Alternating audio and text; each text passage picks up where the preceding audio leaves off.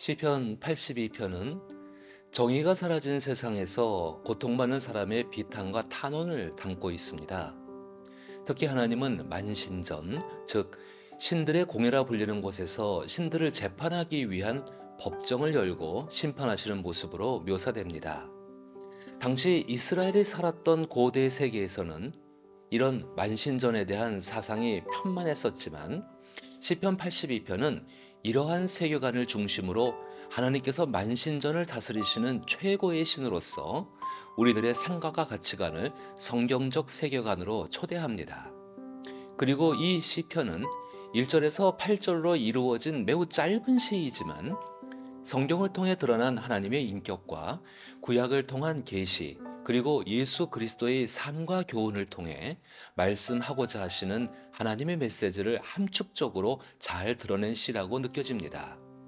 특히 법정에서 고소 고발을 통해 하나님의 심판 및 징계를 묘사하는 듯한 방식은 구약의 선지자들이 이스라엘의 행위와 타락한 유대 지도자들을 꾸짖고자 할 때 빈번하게 사용했습니다. 이러한 맥락을 고려해 본다면 마치 다른 이방 신들을 심판하시는 하나의 신화적 장면처럼 보이는 하나님의 재판의 모습은 당시 이스라엘의 역사적 상황이 어땠는지를 유추해 볼 수 있기도 합니다. 짧은 시이지만 하나님의 중심적인 인격을 담고 있는 시편 82편의 내용을 한번 본문을 통해 살펴봅니다.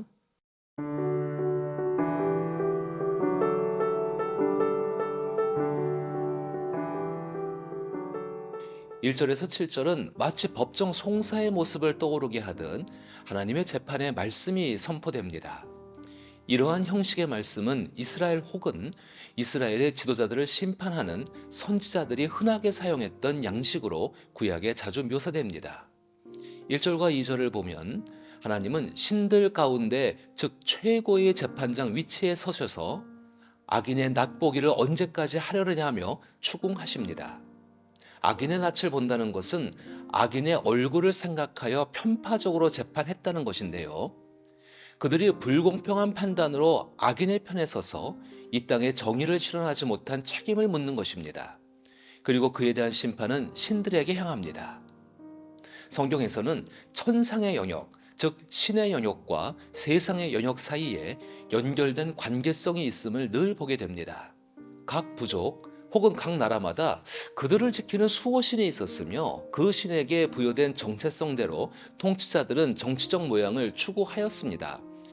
예를 들면 풍요의 신, 비의 신, 전쟁의 신이었던 가나안 땅의 바알, 그리고 생명과 축복의 신으로서 특히 농업과 번영을 상징하는 이집트의 아피스를 섬겼던 민족의 지도자들은 자신들의 풍요로움과 번성에 초점을 맞춘 정치를 하였습니다. 즉 풍요와 다산, 승리의 포커스가 맞추어져 있는 신과는 전쟁을 추구하게 되며 소수에 집중된 권력의 독점이라는 꿈을 정치 문화에 고스란히 반영하는 통치를 했을 것이라는 것이죠.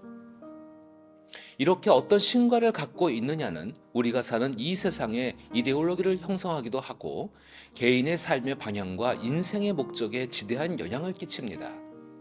이러한 현상은 같은 종교 내에서도 내가 믿는 그 신을 어떻게 대하고 어떤 기대를 하느냐에 따라 같은 신을 믿고자 하지만 다른 모양의 신관을 갖게 하기도 합니다. 더 쉽게 이야기하면 저마다 우상이 만들어진다는 것을 의미하죠. 이스라엘의 하나님에 대한 결정적인 신관을 보여준 출애굽 사건을 예를 들어 봅니다. 이집트로부터 건져내어 광야를 지나 가나안 땅까지 인도하신 하나님은 이스라엘을 노예의 삶에서 자유자의 삶으로 구출하셨습니다.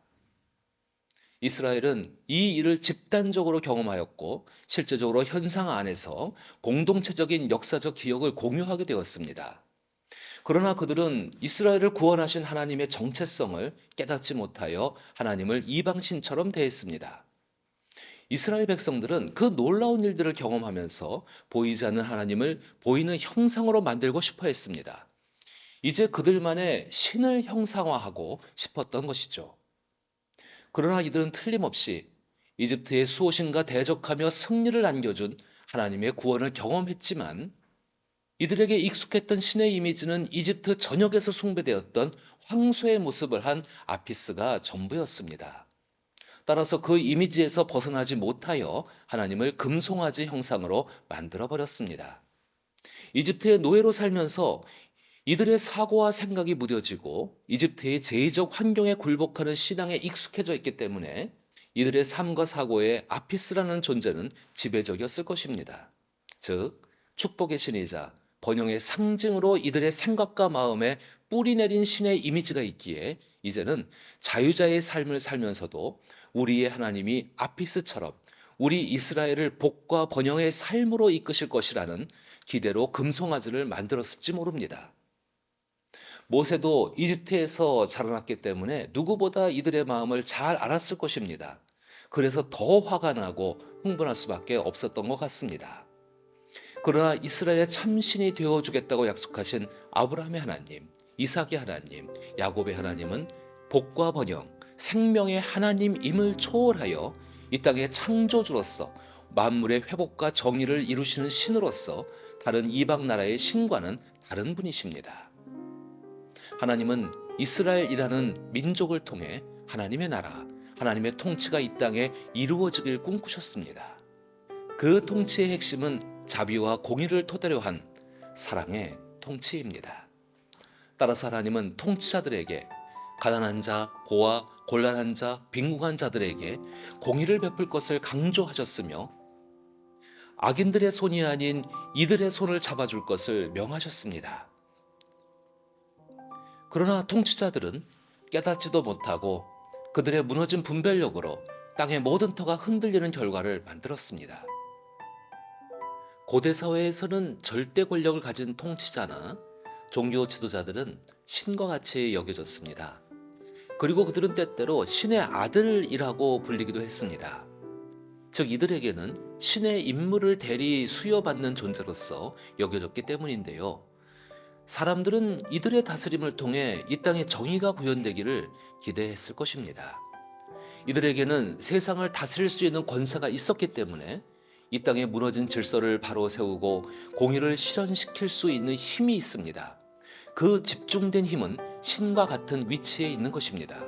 그러나 이들은 그 절대적인 권력으로 진짜로 신의 위치에 앉아 분별력을 잃고 스스로 높아지는 오만의 자리에 앉게 되었습니다. 이때 하나님께서는 이들에게 말씀하십니다.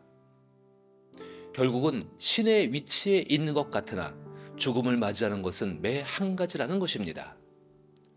정의는 하나님께서 세상을 통치하시는 토대가 되는 중요한 개념입니다.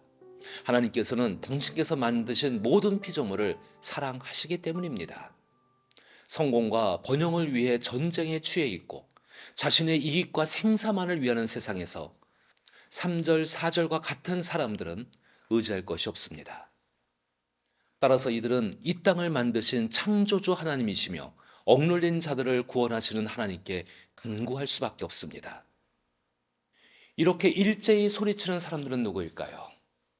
타락하고 부패한 권세자들에게 의해 착취와 핍박을 당하며 손해를 보아도 어디에 하소연할 힘이 없는 사람들입니다. 8절의 하나님이여 일어나서 세상을 판단하소서는 하나님만이 참되고 바르신 재판장이라는 시인의 확신을 말하는 부분입니다. 이 부분을 가장 잘 보여주는 일화는 요한복음 8장에서 가늠한 여인을 재판하려고 모인 군중 앞에서 참된 재판을 보여주신 예수님의 모습입니다. 요한복음 8장에서는 예수님 앞으로 바리새인들과 서기관들이 음행 중에 잡힌 여자를 주 예수 앞으로 끌고 왔습니다. 모여든 군중은 음행한 여인을 율법에 따라 돌을 쳐 죽이려고 이미 손에 돌을 들고 있었습니다. 바리새인들과 서기관들은 자신들이 생각하는 정의와 공평과 공정을 내세워 주 예수를 함정에 빠뜨리려고 했습니다. 그들의 의도는 성전을 위협하는 예수님의 행보가 못마땅하였고 예수님을 시험하여 고소할 빌미를 잡기 위해서였습니다. 이러한 의도는 시편 82편에서 말하고 있는 심판을 받는 신의 대리자 노릇을 하는 사람들과 분명 같습니다. 만약 여기서 예수께서 여인에게 유죄 선고를 하시면 바리새인과 서기관의 뜻대로 되고 예수께서 말씀하신 긍휼도 별 수 없다고 생각할 것입니다. 만약 주 예수께서 여인에게 자비나 긍휼을 베풀어야 한다며 죄가 없다고 선언하시면 이것은 율법을 거스르는 것이기 때문에 종교적으로 이단으로 몰리는 상황이었습니다.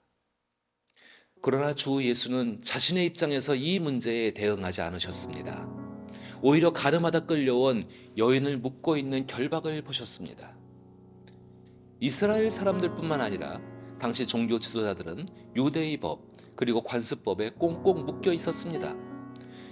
그들의 법과 관습에 의해서는 여인은 빠져나갈 구멍이 없었습니다. 이미 사람들은 자신들이 옳다고 여기는 가치관 안에서 재판관이자 신의 자리에 서 있었습니다. 그때 주 예수님은 너희 중에 죄 없는 자가 먼저 돌로 치라라고 말씀하셨습니다. 예수님은 심판하고 재판할 수가 없었습니다. 당시 수많은 율법 조항을 보았을 때 죄를 짓지 않았다고 말할 수 없는 사람이 없었기 때문입니다. 여기에는 죄인들과 함께 하시며 안식일의 규정을 범한 예수님도 당시 바리새인들이 정한 관습법에 의하면 예수님도 죄인이셨기 때문입니다. 그러자 요한복음 8장 9절을 보면 그들이 이 말씀을 듣고 양심의 가책을 느껴 어른으로 시작하여 젊은이까지 하나씩 그 자리를 떠났다고 증언합니다. 이 사건은 시편 82편처럼 자신들의 야욕을 이루기 위해 자신들의 권세와 재판권을 편파적으로 이용하려던 대표적인 사건이었습니다.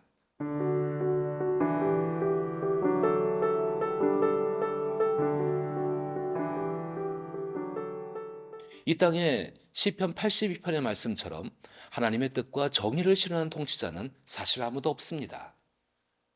그러나 우리는 예수 그리스도를 하나님의 아들이라 고백하며 오직 이분만이 길이요 진리요 생명이라고 고백하는 이유는 이처럼 유일하게 하나님의 뜻을 삶으로 실천하신 진정한 통치자의 모습을 보여주셨다는 것을 알기 때문입니다. 저는 이런 생각에서 시편 82편은 사람들 속에 있는 악의 축이라고 말할 수 있는 정치적, 종교적, 경제적 권력을 붙들고 하나님의 나라를 흉내내려는 잘못된 욕망을 고발하고 하나님과 일대일 관계를 저버리고 다른 사람에 의해 하나님 나라의 좋은 것만을 누리려는 지독한 이기주의와 노예 근성을 고발하는 시이며 기도라고 생각합니다. 예수께서는 우리에게 바리새인과 사두개인의 누룩을 주의하라고 말씀하였습니다. 여기서 누룩은 하나의 상징으로 12절에 보면 이들의 가르침을 주의하라는 말씀이었습니다. 즉 아주 소량의 누룩이 밀가루를 엄청나게 부풀리듯이 별거 아니라고 생각하는 우리의 관습, 고정관념, 우리의 판단과 사고가 우리의 인생, 이웃의 인생, 그리고 이 세상의 터를 흔드는 일이 될 수 있다는 것에 대한 주의를 기울일 것을 강조하신 예수님의 가르침이셨습니다. 이것으로부터 우리는 기독교적 회개의 정의가 세워집니다. 즉 회개는 하나님의 말씀, 하나님의 통치로 돌아가는 일이죠. 바리새인과 사두개인은 당시 유대 민족의 지도자로서 하나님의 말씀을 가르치고 권위를 가지고 지도하였던 자들이었습니다. 그러나 그들은 하나님의 말씀과 통치의 개념으로 살지 않았습니다. 예수께서 이 땅에서 하신 일이 바로 이 일을 바로잡는 일이셨습니다. 하나님의 말씀과 통치의 개념은 자비를 바탕으로 한 터가 무너진 세상의 정의를 바로 세워가는 일입니다. 우리 그리스도인들이 기억해야 하는 것은 바로 이것입니다. 오늘날 우리의 삶과 신앙은 어떠한가요? 예수님은 당시 하나님의 뜻을 빙자한 불의의 희생양이 되셨습니다. 우리는 그러한 십자가 위에서 불의의 희생양이 되신 예수님을 보면서 매번 가슴 아파하지만 예수께서 무엇과 싸우시다 죽음을 맞이하셨고 부활하신 후 우리에게 무엇을 가르치셨는지 잊고 있는 것은 아닌지 점검해 보아야 합니다.